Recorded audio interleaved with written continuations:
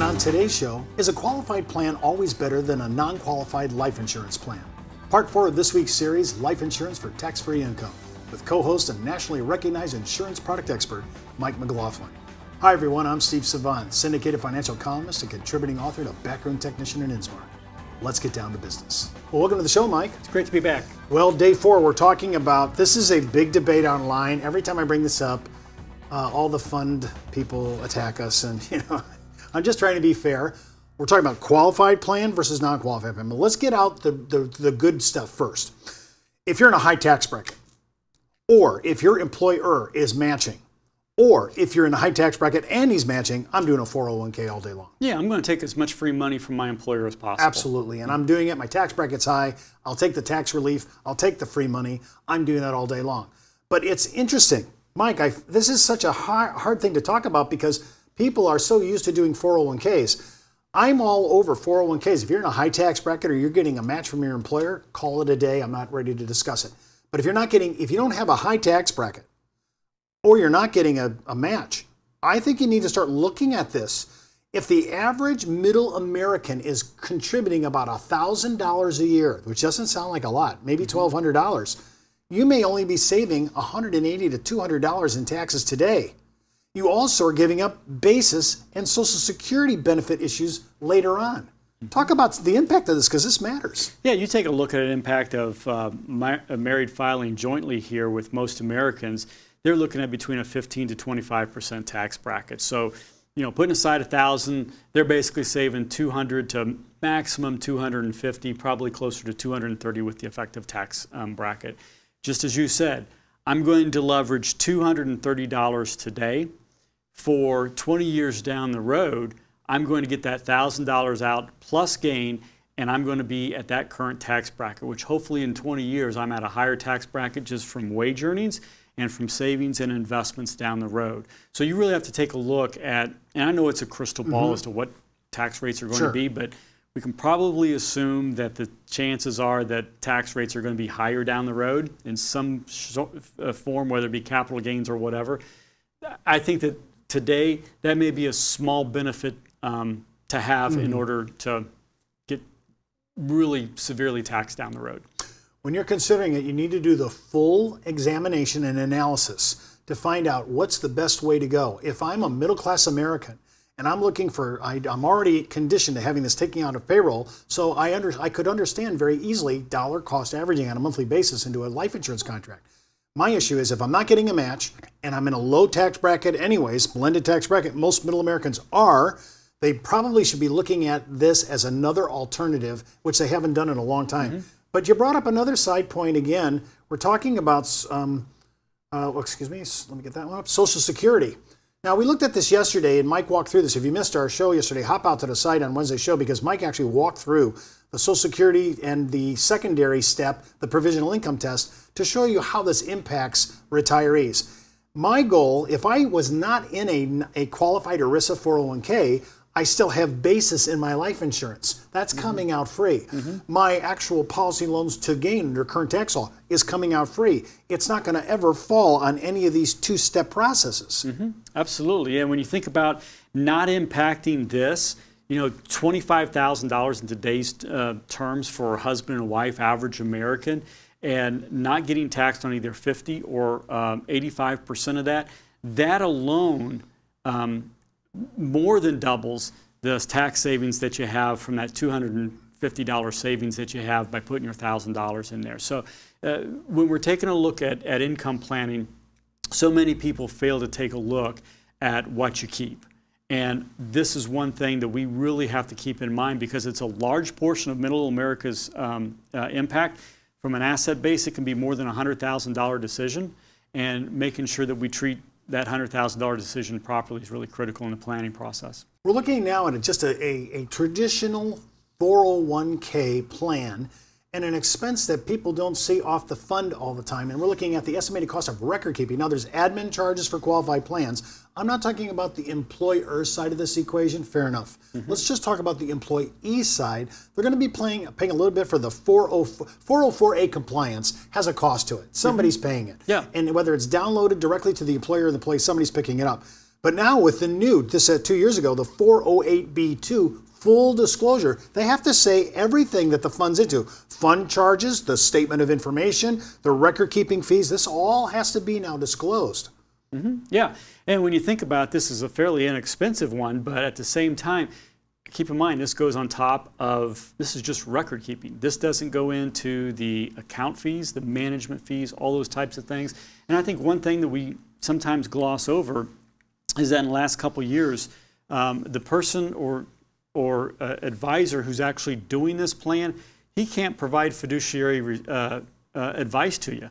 So you're going to have to go to another advisor to get that RIA type of fiduciary, which goes on top of all these things like we talked about on Monday. This is very interesting, and you need to keep in mind, all we're looking at and comparing is, are you in a high tax bracket or no?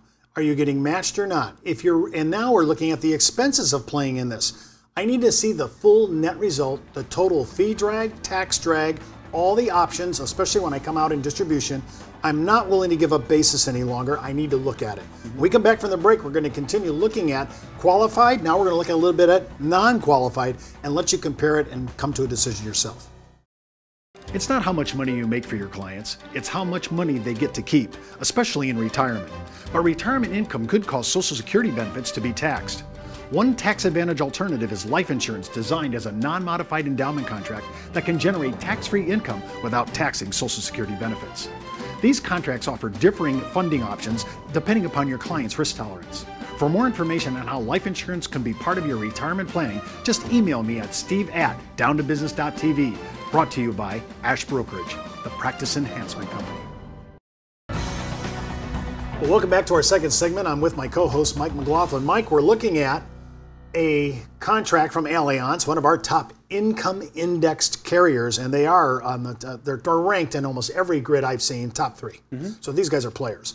Now I'm looking at a traditional female, and I love how you talked about this earlier in the week about half of all America's in the wrong rate class, whether it's indemnification or in income. And this really matters when we're talking in income, because our goal is to bring the cost of insurance down as low as we can so that the internal rate of return can go up. And remember, the difference between the same male and female 45, even if they were both super preferred non-smoker, that could be 35 basis points day one difference. Easily. Yeah. So it matters. Now, we're showing a basic layout, a female 45, non-smoker, super preferred, 10,000 layout. Distributions are about 57,460. There's only one other carrier right now that's in this, or actually 2 carriers are in this range. It's funny how it's first place, second place, and third place are all in this range. When you get to fourth place, it drops almost $7 grand. So it really matters. So when I'm looking at this, I see the premium outlay stops in the 65th, I'm my age 65, and I start taking tax-free income. And then it goes all the way out. And by the way, a little side note on Allianz, interesting, I told the computer, stop at age 100. But their illustration always shows to 120. So I called up Allianz and I said, now is that number real after age 100? What if I became the Guinness Book of World Records, lived to 122 like Jean Clement? You know what I mean? I'm thinking, she says, yeah, that number is there. So even though I asked the computer to go 0 at age 100, that premium continues past age 100. Now, to me, that's a huge issue, because you look at the total rate of return now, that's a completely off the rails. So here's a perfect example of this, but here's what I wanted to get in on this contract and show you. Here are the expense loads. Okay, now, Mike, here's where we get into, if we're going to argue, here's where we're going to argue.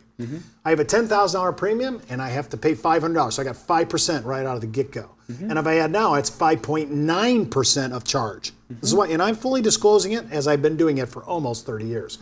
And so I'm looking at these 2 charges here. Now, I also have my cost of insurance charge and my per unit. Talk about some of these charges and walk me through the grid. Well, again, I think you have to take a look at, compared to what's key here with Allianz is their per unit charge is really only there for the first 10 years. So when you take a look at break-even analysis and things like that, it really comes into play, again, depending upon cash value, anywhere from year 11 to year 13. But what you're really playing on here is income distributions. So yeah, every time you put in a premium deposit charge, just like you would on any type of mutual fund. As we talked on, I think it was on Tuesday, we talked about some of the policy charges. Got to issue the policy, got to underwrite it, got to do all the things. So there's going to be an annual maintenance charge for statements and things like that. cost of insurance. This is the real variable that you can really kind of control by choosing the right surrogate, by choosing the right person, by making sure that you go back through underwriting if you're rated, to go back every couple years and to make sure and drive down that cost as much as possible. Now what's interesting here is that you see that cost of insurance going up and then going down. That's a reflection of what we talked about on the first days in terms of lowering that face amount as low as possible, and they've got some cash value, so the net amount of risk to the carrier has actually decreased, and so some of those cost of insurance goes down in years 11 and 12, which is right when you want to try to be pumping in premium and growing and getting in a position for income. Well, in this case, we're clearing the 10th year. Now I've lost an expense. When I stop making premium payments, I'm losing a premium load. I'm losing that.